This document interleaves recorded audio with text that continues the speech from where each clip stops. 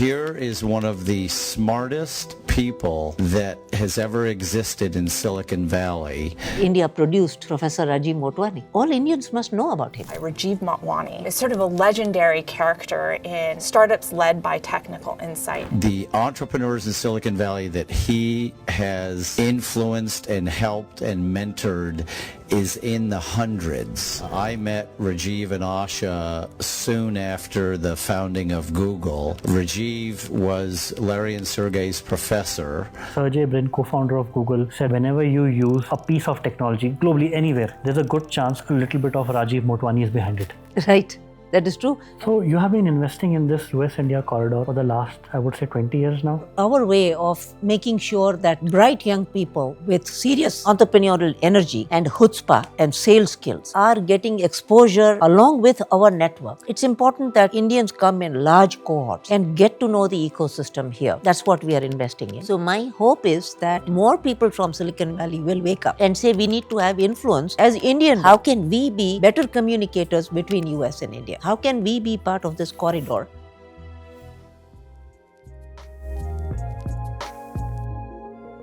Hi, this is Siddharth Aluwalia, your host at Neon Show and managing partner at Neon Fund, a fund that invests in the best of enterprise AI companies built between US-India corridor. Today I have with me Asha Jadeja. Asha, welcome to the Neon Show podcast. So glad to have you today with us. Thank you so much for having me. To our audience, I want to tell about you and Rajeev, right?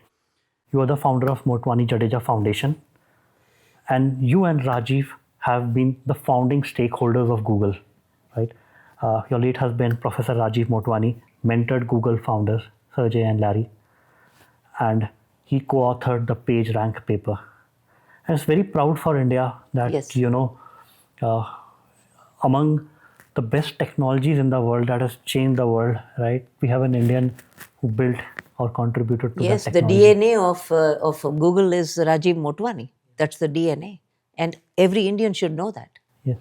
And, I'm very grateful that, Motwani Jadeja Foundation and you took a bet on Neon and me and got us to Davos, and that unlocked a bunch of, opportunities for us globally. So let's start, by your journey and Rajeev's journey, right? How did you both come from India to the US? And how did, you became the founding stakeholders of Google? So Siddharth, basically we both came here like everybody else as students. We came on F1 visa except on different universities. I came to USC at first, Rajeev came to UC Berkeley. And Rajeev came from IIT Kanpur, I came from Ahmedabad from CEPT.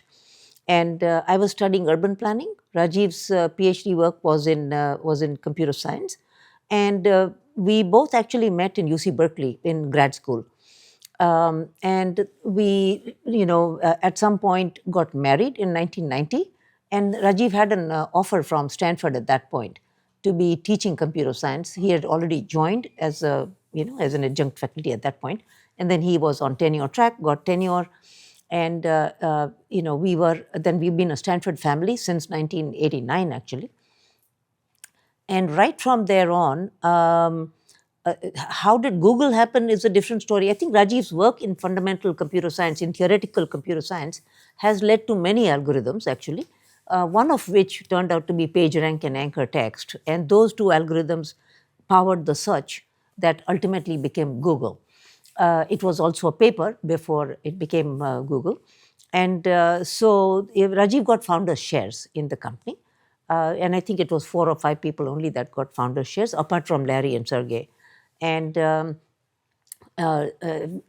course, we were thrilled to be on the ground floor of a company like Google, which not only changed the destiny of the planet, but also created an entire ecosystem of startups and founders and, e-commerce opportunities that the world had never seen before. Also, the vision that Rajeev and Larry and Sergey had was that they would make all the information of the world available to all the people of the planet. There was an idealistic vision there that Rajeev had, which is that information should be available to everybody, and that's the first step towards leveling a playing field for the world.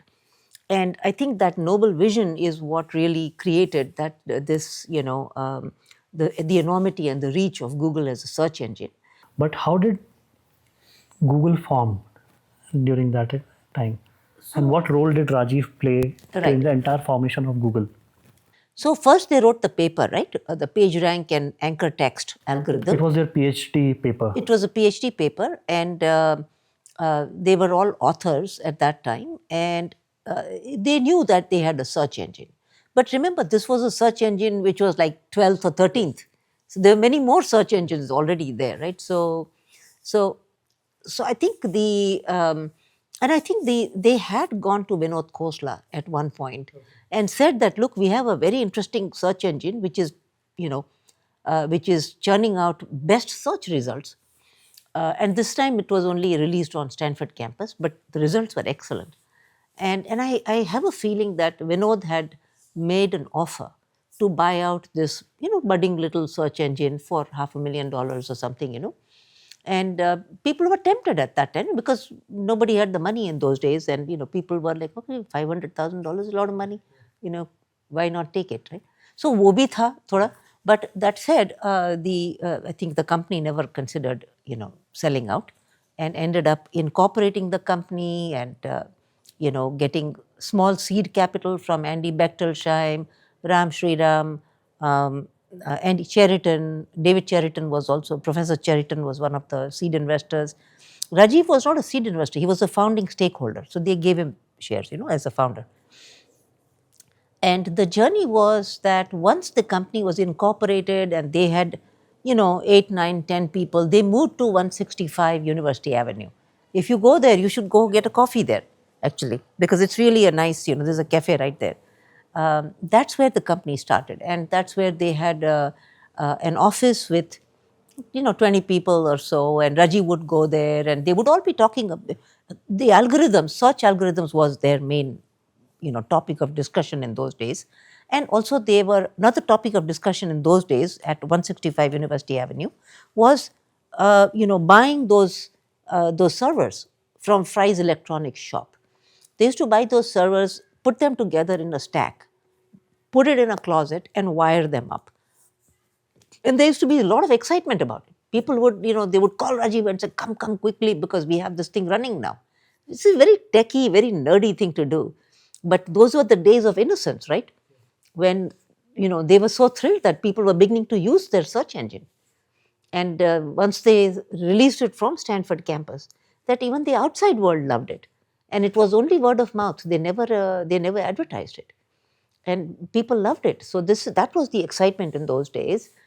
And then I think first few, key actions were who were the people they were going to hire for marketing, for business development and stuff like that. All that started happening after they moved out of 165 University Avenue. They moved to Mountain View.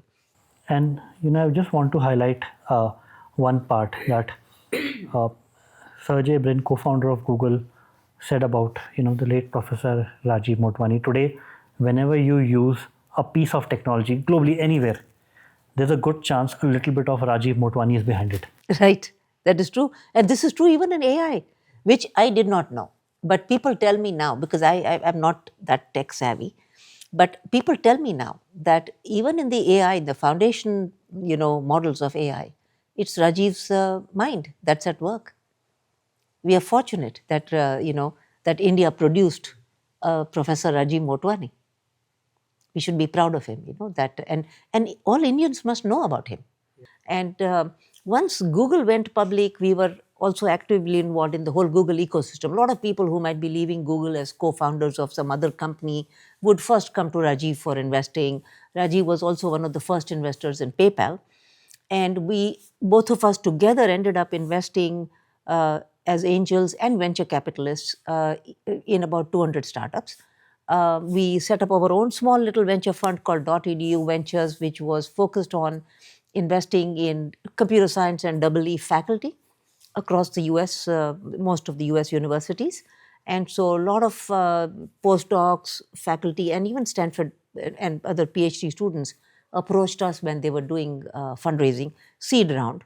And after that, we started funding in, in sort of Series A also. And that is how sort of the whole venture capital journey began. And I feel really fortunate to have been part of this, this journey as a partner in crime. I was just there with Rajeev, and we ended up, investing in a whole bunch of companies that changed our lives also and changed the destiny of the planet. So that is the Google story. On the Motwani Foundation. Foundation is something that we put together, Siddharth, once Rajeev passed away, unfortunately, and we wanted to make sure, my daughters and I, we wanted to make sure that we set up the foundation in such a way that the foundation continued investing in programs and people and entrepreneurship projects around the world, where we felt that people could have an impact in people like yourself. And that's what the foundation does. So we have multiple programs that have been there, including Rajiv Circle Fellows and History Scholars Program. We've funded Vikram Sampath's, now.ai, which is doing AI translation, large language model for translating books, in history books, into multiple Indian languages. So these are the kind of projects that the Motwani Foundation is now doing. And personally, I'm also beginning to play a role in the Republican Party, because I do believe that the idea of sort of putting America first from the American perspective is a good idea. It's a solid idea. It also strengthens the American vision of a capitalist society, a society that is driven by market forces and not by the government. Government is there as an enabler, as a guardrail, but not as the main architect of an economy. Economy has to be driven by market forces, and that's why I feel that the Republican Party is really worth backing, and I'm one of the backers. And why is that? Like, among the Indian diaspora, you are the largest backer, and you are the one who is, trying to move the India-US corridor forward. Why are we not seeing more people come together to do it? Sadly, I think the Indian diaspora has been, it comes in various varieties, right? Various sizes and shapes. Indian diaspora, you have one segment of people that is very highly successful, doctors and dentists and people in the medical field. Then there is those who are highly successful in the motel industry, which also very, highly talented people with high net worth. The Silicon Valley diaspora is different, right? In the sense that it is much more driven by the innovation ecosystem. And what's interesting is that they are also much wealthier. So my hope is that as people like myself start pushing the borders, pushing the boundaries on what's possible in Washington, D.C., that more people from Silicon Valley will wake up and say we need to have influence as Indian diaspora to say, how can we be better communicators between US and India? How can we be part of this corridor that can be a channel of communication between our two countries? Surprisingly, when I look at our foundation has been funding multiple think tanks and university programs on India studies, it is shocking that we don't have too many India scholars.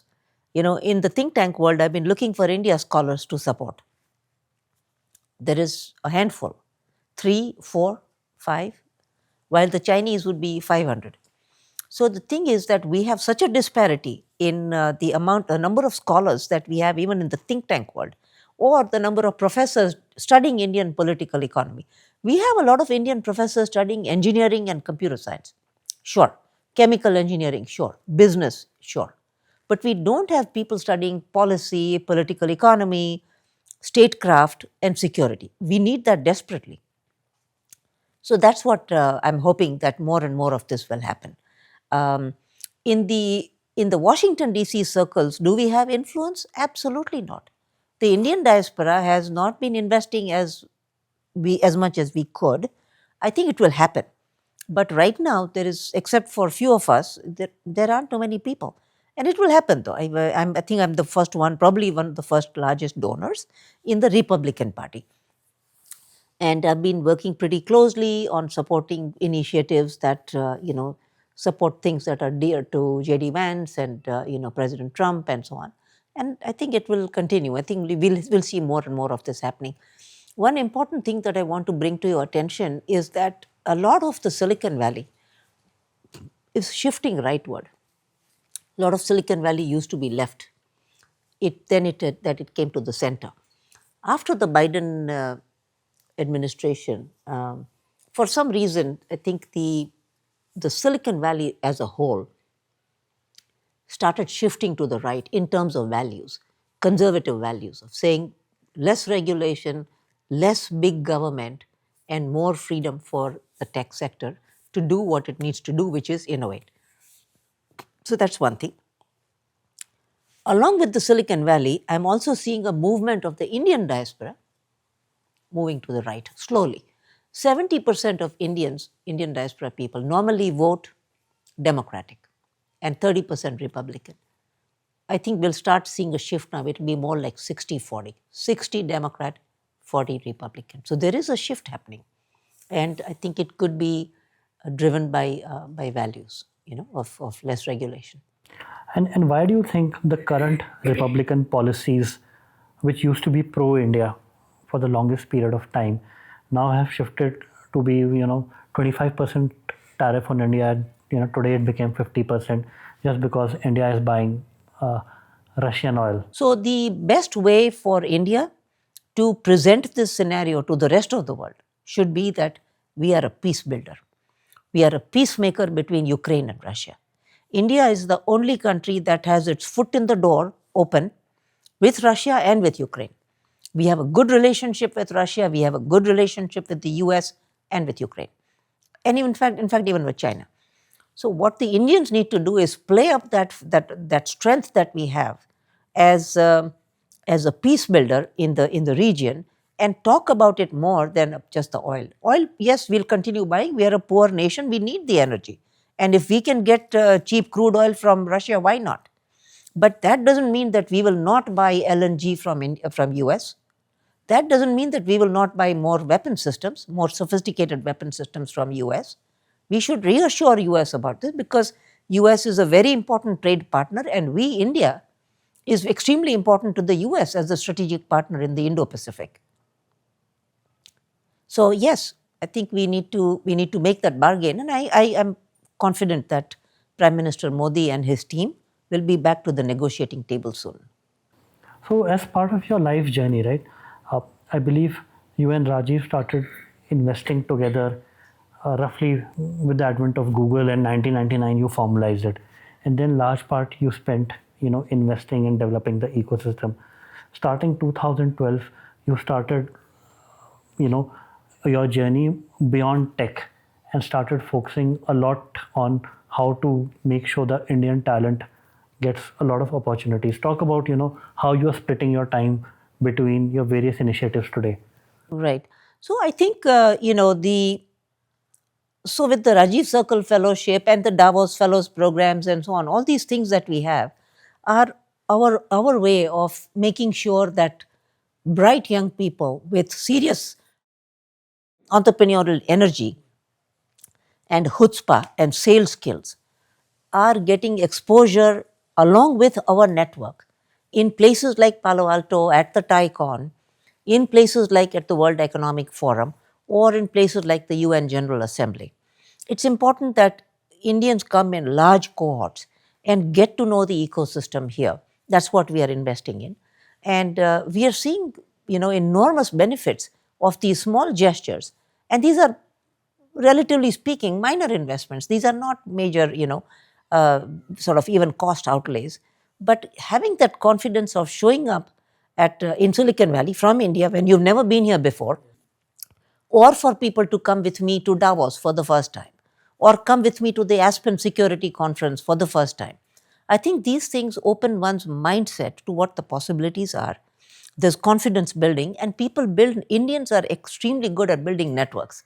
So which is wonderful, this is great. I mean, people like yourself, you were in Davos with me, Siddharth, and you did an incredible job of helping that entire cohort of yours, getting to know people there, and taking Neon Fund itself to the next height, which is great. And look, For next year, you are helping me with the next cohort. Yes. So this is, this is how we build up our nation, right? One brick at a time, and this is a proud moment for all of us. Well, thank you so much, Asha, because of the opportunity that Neon got at Davos, right? Our Neon ecosystem in Switzerland increased by 10x, right? I had never been to Switzerland before. Yeah, I'm very, by the way, I'm very proud of Neon Fund for investing in some stellar companies. Thank you. And, your own efforts here in Silicon Valley. And, we are proud to be part of your journey. Thank you so much, Asha. So this ability to give back in various forms, right? Can you tell, like, how does the intent for it build it over a period of time, and how did then you choose which efforts also you say that I'll not be part of this, right? Because it also requires saying no to many things to be able to focus on a few things. The intent to give back is something that is there in all of us, Siddharth, all of us. I think a lot of people, as you've seen, the largest, the diaspora that gives, there's, the repatriation of funds, right? I think Indians diaspora is the one that sends the largest amount back to India, to its family. And I think it used to be 80 billion a few years ago. I think it's probably closer to 120 billion now, which the Indians sent back home to family. It's bigger than the foreign investments in India. Isn't that amazing? Yeah. So the Indian diaspora has always had an intention to give back to the country because it understands the strength that India has given all of us in making us who we are. So there is always that intention has been there for me from the beginning. From the day that I landed here, I've always had this feeling that something needs to be done about back home, where we can help those who are, who might be seeking, certain attention. How do we pick projects to fund? So with Rajiv Circle Fellows Program, initially it used to be when I had the time and I was, of course, much younger. It used to be much more based on sort of the people I could reach, people I would run into in Ahmedabad, Delhi, Bangalore, and stuff like that. Later on, we started having a process. So then we have a team in India, there's a team based in Dubai and India, Delhi, Ahmedabad, Dubai. They help put together a sort of a process by which people would apply for the Rajiv Circle Fellowship, for people to come to the US for the Silicon Valley plunge. Same thing, there was a process for finding candidates to come to Davos. And we do the same process for taking people to the UN General Assembly, and just exposing large cohorts of enterprising young Indians to the global ecosystems, right? And plugging them into the right networks. Once you plug them into the network, they know what to do. How do we say no? So the yes answer is easier because it's a process now, and it's become a well-oiled machine now. Things that we sometimes say no to are things where we don't have expertise. So some of the things, unfortunately, where we can't invest is health. We just don't have that expertise in health, telemedicine, and medical devices. We don't know that stuff.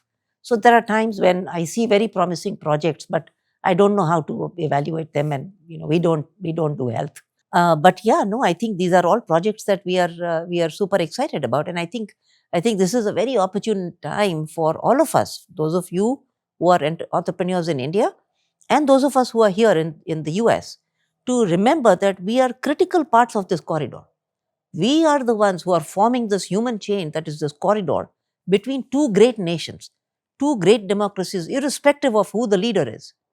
We are the chain that is creating this enormous, sort of, I would say, the ripple effect, right? Network effects of value creation between India and the US. And this is the most important consequential relationship between two global powers, and we all are part of it. So you have been investing in this US-India corridor for the last, I would say, 20 years now? Yes, yeah, roughly. So how have you seen this evolve, and where do you see this, what is lacking it to take it to the utmost heights?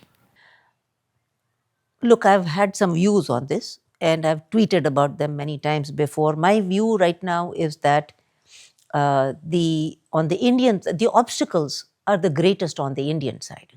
And the reason they are cumbersome is because we have regulatory processes, we have a big government, we also have oligarchic forces in India, where we have, these are friction factors, these are drag factors on creating those vectors of value creation.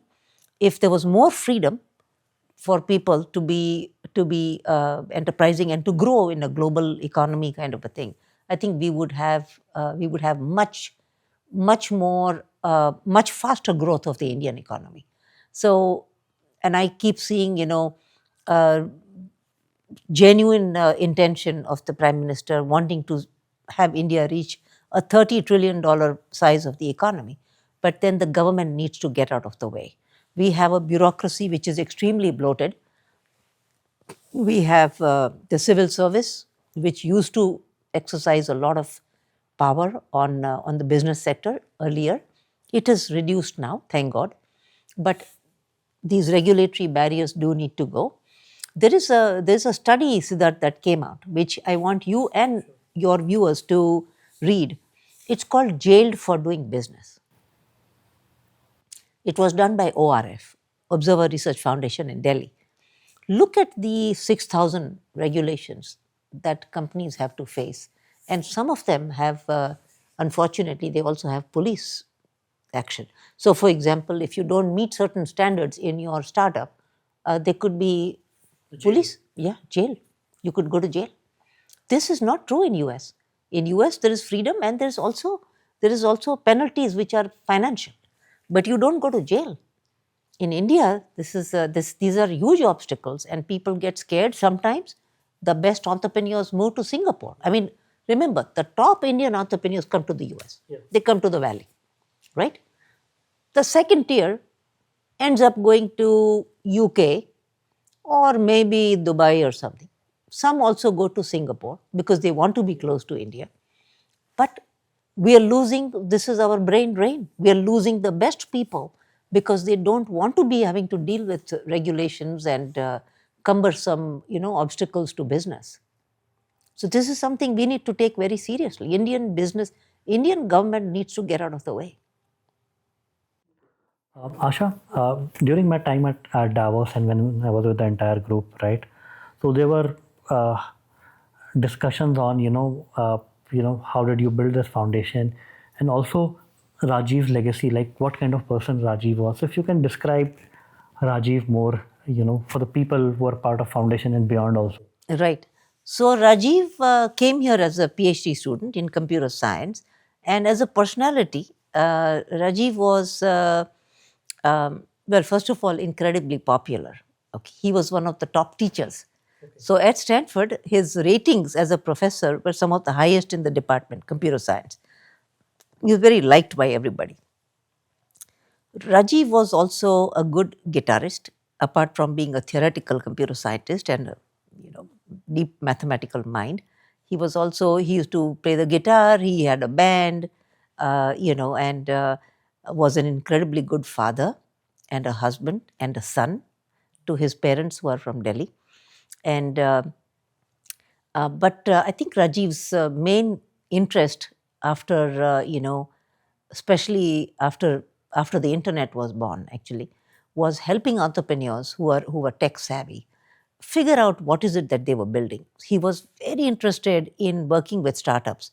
So he used to whiteboard with various founders on what the company product should look like. There was a company called, gosh, I'm forgetting the name now, but AdChemy. The founder's name was Murthy Nukala. And Murthy was once telling me, even after Rajeev had passed, that Rajeev had created like literally a blueprint for what the company should build on a whiteboard and given it to Murthy and said, run with it now. So Rajeev used to do that a lot. He used to be sitting at his cafe on University Avenue, sitting with a founder. He would be drawing on the table. There used to be the pieces of white paper. He would draw plans for a product on the table and make sure that the founder had that. And sometimes people would run with it. And, it didn't matter to him whether he had a stake in the company or not. He used to create these product plans because he loved doing it. And a lot of people also told me, a lot of people that Rajeev funded tell me that he brought out the best in them. So it wasn't just that he was mentoring them and guiding them and all that, but he enabled them to be their best self as they worked with him, which is such a gift.